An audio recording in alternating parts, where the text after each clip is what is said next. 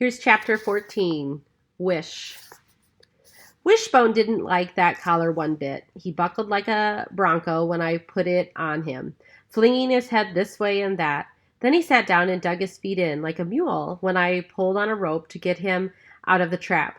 But after leaving a trail of baloney like Hansel and Gretel's breadcrumbs, I managed to get him to follow me, step by step, to the house. Once we were inside, Bertha locked the screen door and I untied the rope. Then we sat on the sofa and watched him. He sniffed everything that was worth sniffing in that house. The shaggy green rug by the front door, Gus's easy chair, Bertha's basket of yarn.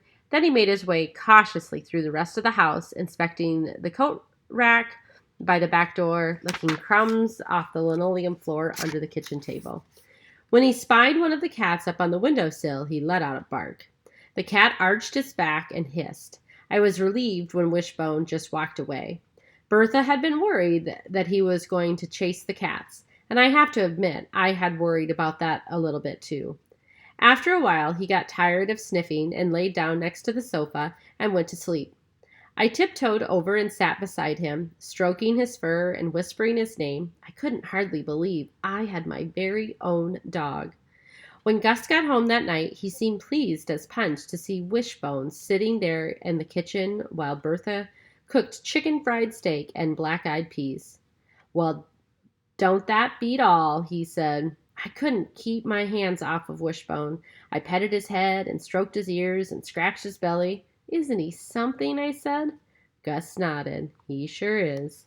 "He smells like something, too," Bertha said, making a face. "You're going to have to give him a good bath out in the yard tomorrow." "I will." Tomorrow was Saturday, so I had all day to spend with him. I'd bathe him and walk him. Maybe I'd teach him a trick, like to sit or lay down. I might even take him to Howard's house if I decided not to be mad at him anymore for calling me a quitter and a baby. And then I remembered calling him a squirrel-eating hillbilly with Mrs. Autumn standing right there on the porch.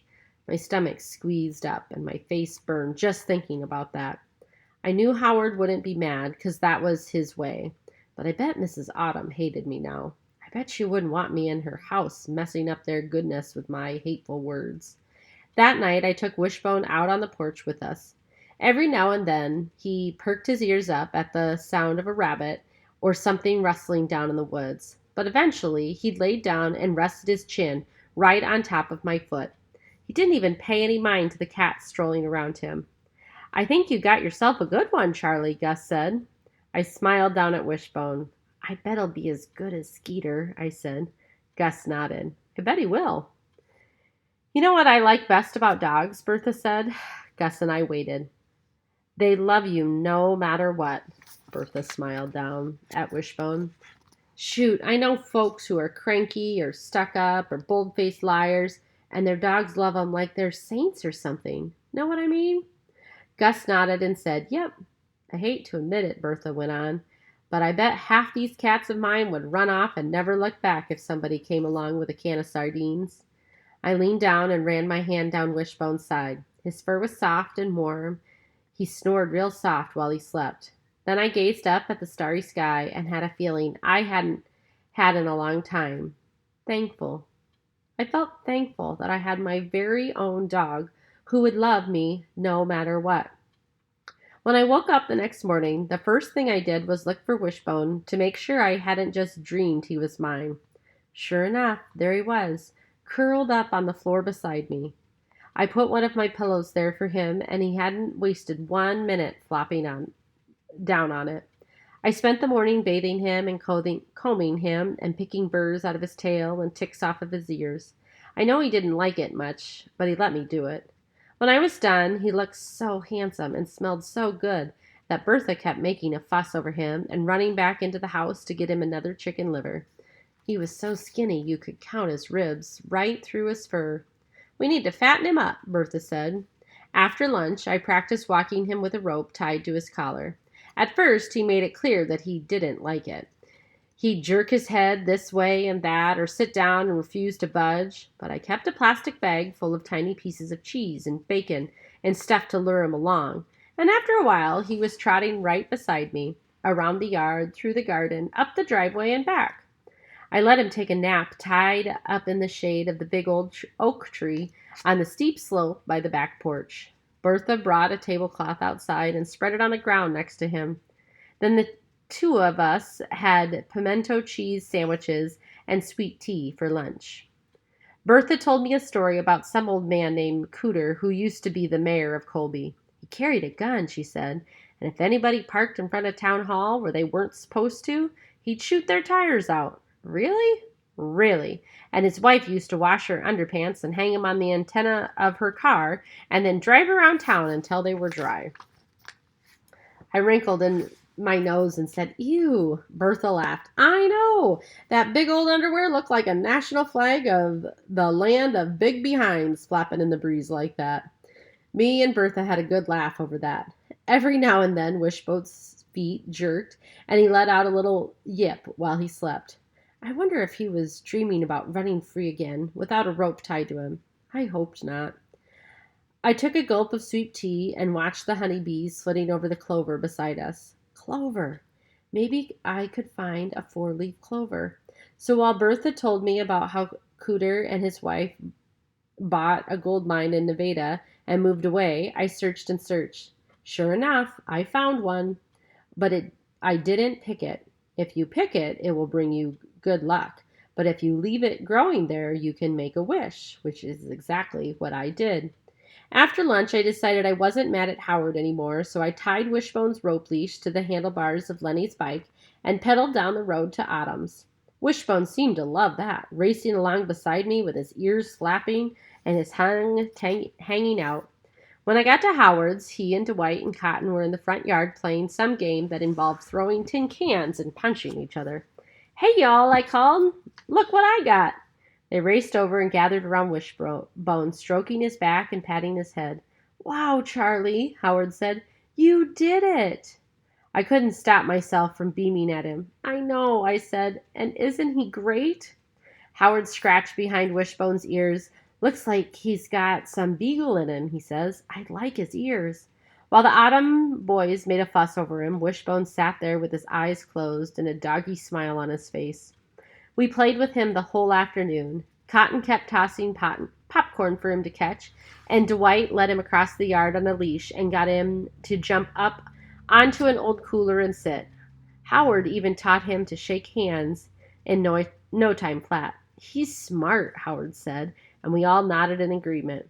"Let's show Mama his tricks," Howard said, hurrying to the porch in his up-down way. With everybody making such a fuss over Wishbone, I had forgotten about what I'd said yesterday when my scrappy temper had grabbed hold of me. But when Mrs. Autumn came out of the yard to see Wishbone, I remembered. My face burned, and I couldn't even look at her. Howard showed her how Wishbone could sit on the cooler and shake hands. "Ain't he smart?" he said. "He is smart, for sure," Mrs. Autumn said. "And lucky he's found such a fine friend as Charlie." I felt relief wash over me. Maybe Mrs. Autumn wasn't mad at me after all. "Let's get some treats and teach him to roll over," Howard said. "That's a good idea," Mrs. Autumn ruffled my hair. "I've got some squirrel pie fresh out of the oven." I wanted to sink right into the ground when she said that, or disappear into thin air. Poof! Gone! But of course I couldn't. So I just stood there with my face burning and my stomach in a knot. Dwight and Cotton hooted and hollered, slapping their knees and saying, "Squirrel pie!" Mrs. Autumn put her arms around my shoulder, and when I got up my courage to look at her, she winked at me. "I'm so glad to have a feisty female around here to help me keep these boys under control. I'm needing a girl on my team." On her team? Mrs. Autumn needed me on her team? I wish I could have saved that moment there in that weed-filled yard surrounded by those good-hearted Autumns, with Wishbone sitting there on the cooler in front of us. Just pack it into one of Bertha's canning jars to keep in my room. Then, when I was feeling bad about myself or loaded down with all my troubles, I could open it up and breathe in the goodness of it, and I'd feel better. But the moment passed, and Howard brought a piece of chicken out to the yard, and we tried to teach Wishbone to roll over, but all he wanted to do was eat that chicken. "Back in Raleigh, we've got a fence around our yard, so he can run free back there," I said. Howard's smile faded, and he said, "Do you think your mama will let you keep it?"